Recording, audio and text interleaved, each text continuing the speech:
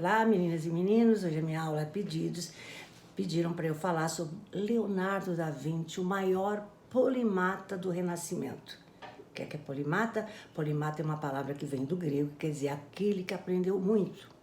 E o polimata, para nós, é considerado um polimata, o que é? Aquele que tem conhecimento não restrito a uma única área, mas a várias áreas do conhecimento. Porque Leonardo da Vinci era um polimata porque ele era pintor, engenheiro, arquiteto, anatomista, poeta, escritor e muito, muito mais. Leonardo da Vinci nasceu na atual Itália, na comuna chamada da Vinci, por isso que ele é Leonardo da Vinci, que fica na região da Toscana, província de Florença, tá? A cidade hoje é conhecida como local do nascimento de Leonardo da Vinci e sua casa está praticamente intacta e está aberta ao turismo da região. Uma observação, comuna é como um município para nós, tá?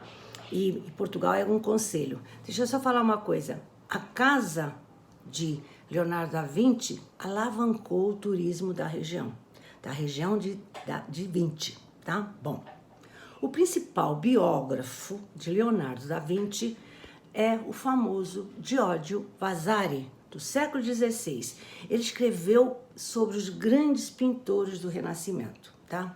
Então vou começar a falar da vida de Leonardo desde o seu nascimento. Leonardo era filho ilegítimo de um notário. O que é um notário? Tabelião. Piero da Vinci, e de uma camponesa, Catarina, que pode ter sido escrava oriunda do Oriente Médio. Isso é uma conjectura de Vasari. Seu pai não casou com Catarina, mas quando ele tinha, Leonardo, 4 ou 5 anos, arranjou um casamento para Catarina com um lavrador e levou Leonardo para morar com ele, que nessa época estava casado com uma jovem de 16 anos. Tá? De nome Albiera. A relação de Leonardo com Albiera era muito boa, segundo Vasari, e ele até a chamava de madrinha. Mas ela morreu cedo e não deixou filhos para Piero.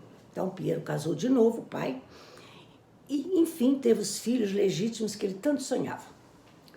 Quando Leonardo tinha 16 anos, passou a frequentar o famoso ateliê de Verrocchio, centro da intelectualidade de Florença, o que garantiu a Leonardo uma excelente educação, tanto nas ciências humanas, como nas exatas, como nas artes plásticas.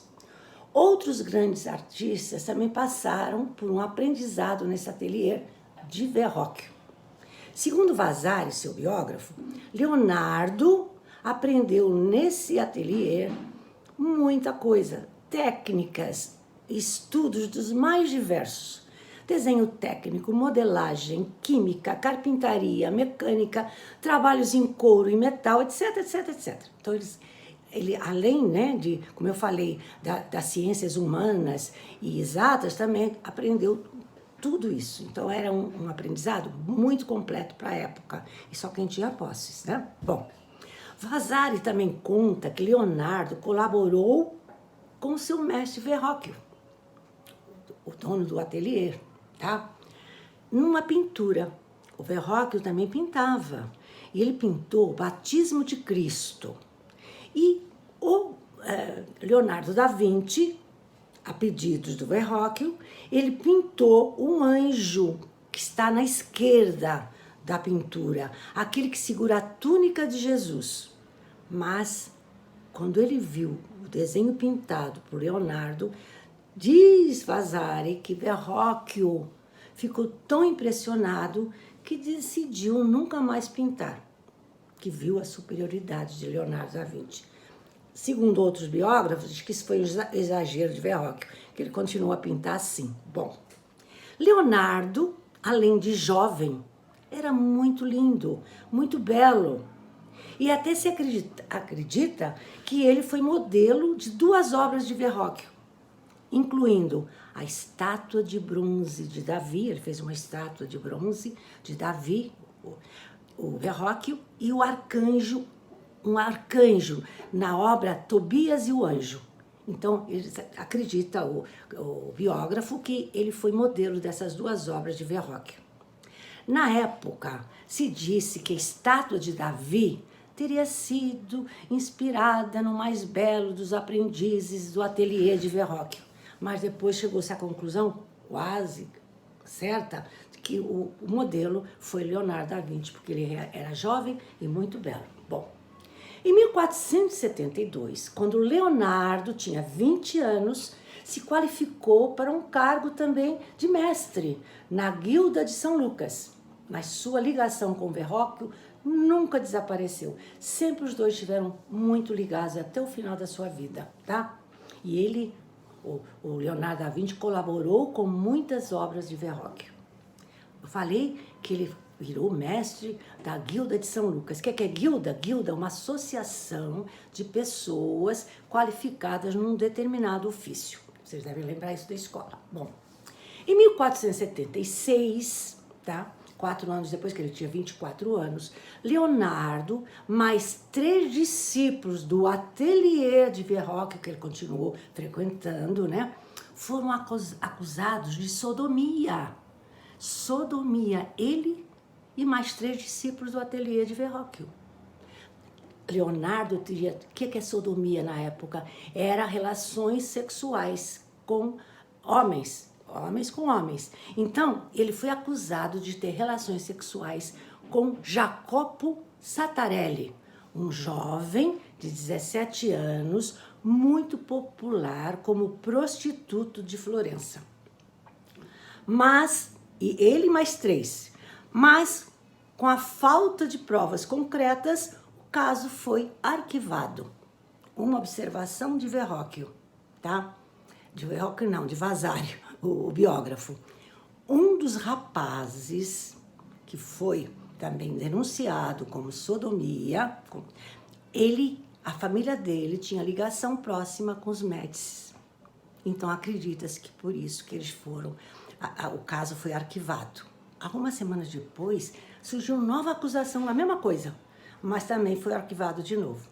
Porque quem frequentava lá o Verrocchio, né, o ateliê, era de famílias de muitas posses. Pobres não entravam lá, né? Bom, uma parte, eu falei sodomia, eles foram acusados de sodomia. O que é sodomia? A palavra é de origem bíblica, usada para designar atos praticados pelos moradores de Sodoma. Por muito tempo, sodomia era interpretada como práticas sexuais não aceitáveis. Vocês devem lembrar da história de Sodoma e Gomorra. De acordo com a Bíblia, foram 2 cidades destruídas por Deus com fogo e enxofre caídos do céu, e seus habitantes foram destruídos devido aos seus pecados e à prática de atos contrários à moral dos antigos israelitas. Vocês devem lembrar a queda de Sodoma e Gomorra. Bom, voltando a Leonardo. Passou a maior parte da sua vida profissional a serviço dos Sforza, Ludovico Sforza, de Milão. Mas depois também trabalhou em Veneza, Roma, Bolonha, etc. Uma parte, vocês já ouviram falar nos Médicis e agora nos Sforza, também já ouviram falar. Os Médicis eram a dinastia política governante de Florença durante muitos e muitos anos, lá na Toscana. E os Sforza eram governantes de Milão. Então, a força, né, dos Sforza, da família Sforza, estava em Milão. E a força da família Médici estava em Florença, na Toscana. Voltando. De 1482 a 1499, Leonardo trabalhou em Milão, como já falei, onde recebeu muitas encomendas e trabalhos dos Sforza, que eram seus mecenas. E ele fez a Virgem dos Rochedos, que foi uma encomenda, a Virgem dos Rochedos, famosíssima, para a Confraria da Imaculada Conceição. E também recebeu a encomenda de fazer a última ceia para o Mosteiro de Santa Maria delle Grazie. Uma parte. Quando vivia em Milão, tá, incluiu uma tal de Catarina como sua dependente. E quando essa Catarina morreu, em 1495, ele assumiu todos os gastos do funeral. Então, acredita-se que era sua mãe, a Catarina. Tá? Isso é só uma parte. Bom, voltando. Em 1502, Leonardo trabalhou para César Borgia, filho do Papa Alexandre VI, como arquiteto e engenheiro. Na época que ele trabalhou para César Borgia, ele viajou por toda a Itália com seu patrão, né, fazendo mapas para suas campanhas. E foi nessa viagem que Leonardo da Vinci conheceu Nicolau Maquiavel, que ele admirava muito. Sobre Nicolau Maquiavel, vejam a história dele lá atrás, no YouTube, tá bom? Bom, em 1504, seu pai morre. Aí ele voltou a Florença para resolver a herança, com ele, com seus irmãos. 1504, o pai morreu. Em 1516, ele passou a 1516, ele passou a trabalhar, sabe com quem? Francisco I, o rei da França. Vou falar um pouquinho de Francisco I, o rei da França. Foi o que introduziu o Renascimento na França. Ele atraiu, Francisco I, chamado Rei Cavaleiro, ele atraiu artistas italianos para trabalhar com ele. Francisco I fez Leonardo morar num de seus castelos, onde ele morou e fez trabalhos para ele de 1516 a 1519. Quando ele morreu, 1519, nos braços do rei Francisco I. Tá?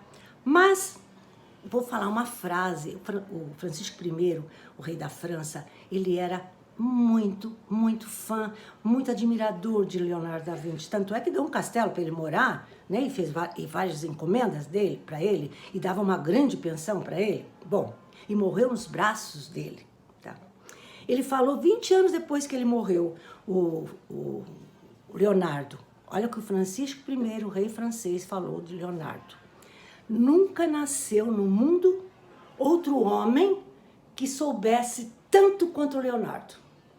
Não só por seus conhecimentos de pintura, escultura e arquitetura, mas porque ele também era um grande filósofo. Palavras de Francisco I sobre Leonardo da Vinci. Bom, vou ainda voltar a Francisco I, o rei da França, que atraiu muitos artistas italianos e foi aí que começou o Renascimento na França. O Renascimento, as obras, né? A volta da cultura greco-romana se deu na Itália, o começo. Mas na França foi Francisco I. Durante o reinado de Francisco I, foi iniciada a magnífica coleção de arte, tá? Dos reis franceses, que ainda pode ser visto no Museu do Louvre. O Museu do Louvre está cheio dessas obras dessa época. Quando estava para morrer, o Leonardo da Vinci, em 1519, conta-se que ele pediu um padre para se confessar, dar a extrema-unção, e pediu para 60 mendigos acompanharem o seu cortejo. Ele foi enterrado no castelo de Ambroise. Tá? Vamos ver os herdeiros de Leonardo, que tinha uma grande fortuna. Tá? Terras, vinhas, né, onde se cultivava a uva para fazer o vinho, etc, etc. Melzi e Salai foram, tirando sua família, seus irmãos, Melzi e Salai. Melzi esteve com Leonardo desde 1505. Era jovem, de família nobre de Milão. Era como uma espécie de secretário particular de Leonardo, muito íntimo. E foi o principal herdeiro de Leonardo. Deixou para ele dinheiro, cadernos, ferramentas, sua biblioteca, objetos pessoais. Bom, esse Melzi viajou com ele muitos e muitos anos até o fim da sua vida. Melzi, tá? Muito íntimo de Leonardo da Vinci. E tem o Salai. O Salai, que é chamado Pequeno Demônio. Era de família pobre, ingressou na oficina de Leonardo com 10 anos e ele tinha 30. Mas era muito lindo. E dizem que Salai foi modelo de muitas obras de Leonardo. Bom, ainda vou falar um pouquinho de Salai.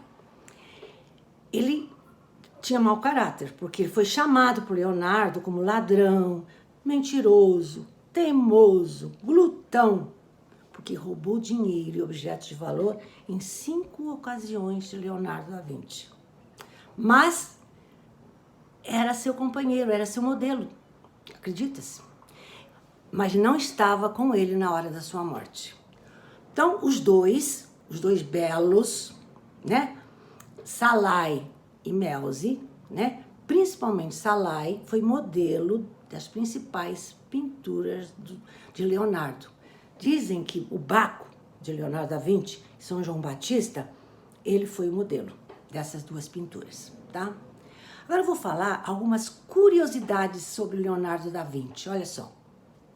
Curiosidades. Ele era belo, gracioso, forte, generoso, inteligente, segundo Vasari. Os seus relacionamentos mais íntimos foi com 2 pupilos seus. Leonardo, Michelangelo e Rafael não são da mesma geração, embora tanto Leonardo da Vinci quanto Michelangelo quanto Rafael são considerados os máximos do Renascimento italiano. Só que eles não eram da mesma geração. Quando Michelangelo nasceu, o Leonardo tinha 23 anos. E quando Rafael, pintor das Madonas, quando ele nasceu, o Leonardo tinha 31 anos. Então, eles foram os máximos do Renascimento, mas não eram da mesma geração. Isso é uma parte. Outra curiosidade. Muitos projetos, tá? Poucos foram produzidos na sua vida. Aqueles projetos de cultura técnica, vocês vão ver. Ele deixou os projéteis, mas poucos foram produzidos na sua vida. Protótipo do helicóptero, o tanque de guerra, o uso da energia solar, calculadora, casco duplo das embarcações. Muitas coisas ele deixou projetos, não foram realizados durante a sua vida, mas foram usados, empregados, inspirados para fazer tudo isso no futuro, tá? Todo mundo já viu o homem vitruviano. O que é esse homem vitruviano? Todo mundo já viu, tá? Todos os cadernos, todos os livros. É um desenho produzido em 1490. É um homem, né, com os braços abertos e mais de 2 pernas, mais de 2 braços. Representa o ideal clássico da beleza, do equilíbrio, da harmonia, das formas, perfeição das proporções, tá? Esse homem vitruviano já esteve no Euro, está no Euro, em várias camisetas. É um desenho muito famoso de Leonardo da Vinci, tá? Bom, mas ele se inspirou numa obra de arquitetura do arquiteto romano Marcus Vitruvius. Então, ele se inspirou nesse homem vitruviano, nessa obra de arquitetura, lá do romano Marcus Vitruvius. Por isso ficou o homem vitruviano, tá? Agora eu vou falar das suas obras mais famosas. Tem muitas, não dá para falar todas, né? Mas escolhi 4. Quem é que não conhece A Última Ceia, de Leonardo da Vinci? É um afresco que foi pintado entre 1495 e 1498 e encomenda de Ludovico Sforza, os comandantes, né, de Milão. Hoje mantém-se no convento que o sucessor de Ludovico Sforza destinou para o local da sepultura de seus familiares, tá? Mona Lisa, só voltando, A Última Ceia é estudada até hoje, porque ele usou rostos de pessoas conhecidas, etc. Eu não vou falar hoje da Última Ceia, mas uma hora eu falo, eu me estendo mais sobre essa obra magnífica, A Última Ceia, tá? Mona Lisa, bom, foi pintada em 1503, 1507, até hoje é tema de discussão entre especialistas, tá? Está exposta no Louvre desde 1804. A maior atração dos 6 milhões de visitantes anuais ao museu. Na sala onde está a Mona Lisa, vocês tá cheio de obras magníficas, mas na frente da Mona Lisa está sempre um grupo enorme na frente dessa pintura. Você já sabe que ali está a Mona Lisa. Ela também foi chamada de La Gioconda. Olha só, nessa pintura, o artista sombreou sutilmente os cantos da boca e os olhos, para que a natureza do seu sorriso não pudesse ser decifrada. Esse sombreado que ele colocou no rosto, né, nas sobrancelhas, nos olhos e na boca, passou a ser chamado esfumato. Esfumato, uma técnica de Leonardo da Vinci, quer dizer esfumado. O modelo é controverso. Quem é que foi o modelo da Mona Lisa?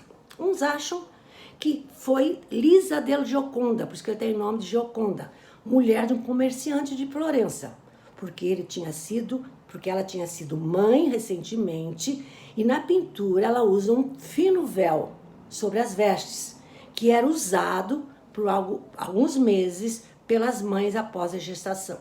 Então isso é um indício. Mas outros acham, na verdade, que o autor da Mona Lisa, o autorretrato, o modelo da Mona Lisa, é próprio Leonardo, seu autorretrato, tá?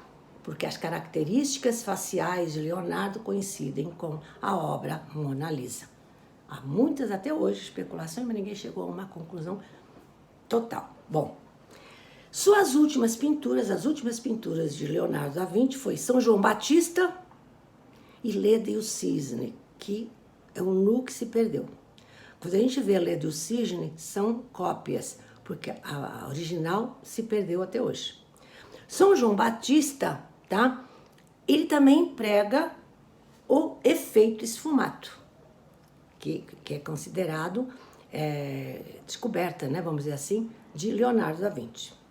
Para terminar, em 1540, Antônio Gadiano, conhecido biógrafo, um grande biógrafo de grandes nomes, escreveu sobre Leonardo. Antônio Gadiano, em 1540, bem depois que ele tinha morrido.